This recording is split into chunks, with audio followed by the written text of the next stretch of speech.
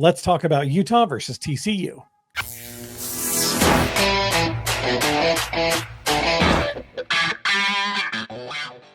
So the Horned Devils come into Rice Eccles Stadium. They are. Did you just call them the Horned Devils? Daggone. Horned Devils. Wow, that is a new dude. I'm editing this video, and that is gonna be on there, guaranteed. I'm gonna find a picture of a horned devil. Anyway, sorry, the TCU Horned Frogs. Let's go ahead and talk a little bit about them. They come into Rice Eccles Stadium. They are 3-3. They're coming off a loss to the Houston Cougars, 30-19. Josh Hoover threw for 233 yards, 23 for 37 with 2 touchdowns, but also 2 picks against the Cougars. Utes are favored in this one by 4.5. The over-under line on this one is 49.5. TCU has, in my opinion, TCU just has too many penalties.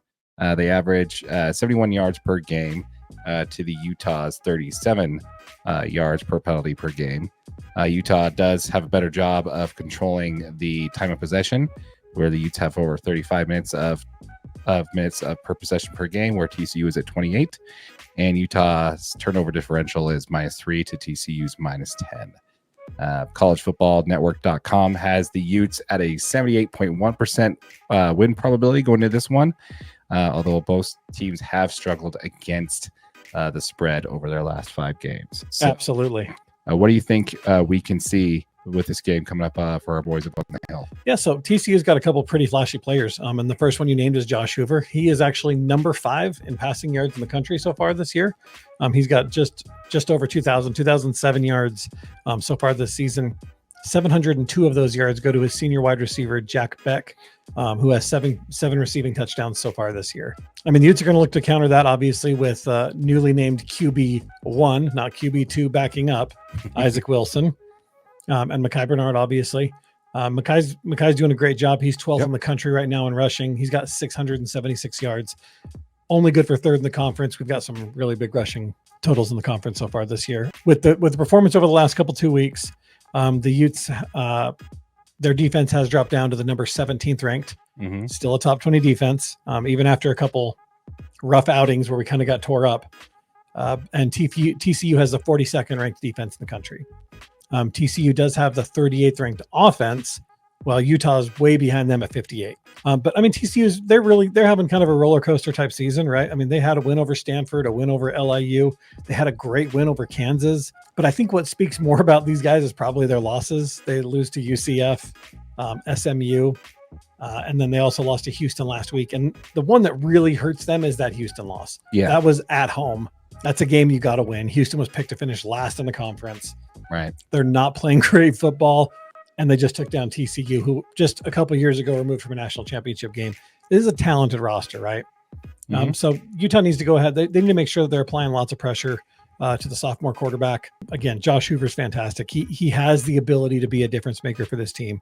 He was the 2023 honorable mention Big 12 Offensive Freshman of the Year, which is a mouthful to say. Yeah. And he got through it first try. Yeah, and he's thrown the ball extremely well. So he's currently completing 68% of his passes with a QB rating of 157.4, which is ridiculous. Jack Beck has been his favorite target. He's got 39 receptions for this team, over 700 yards, like I mentioned before, and he's averaging 18 yards per catch. That's definitely something that they need to make sure that they can shut down in that passing game. But the Utes defense needs to apply pressure early and avoid TCU getting any early momentum, offensive rhythm.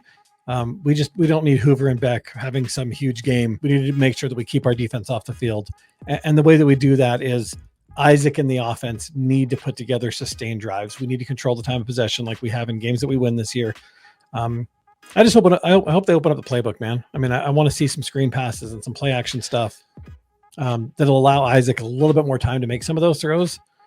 We've just seen it so much this year where teams just sending blitz after blitz on Isaac, and there's nothing. He's not ready for players that fast coming at him quite yet. No, we need to focus on getting the ball into the hands of playmakers. I mean, we got Brent Keithy. He's still here.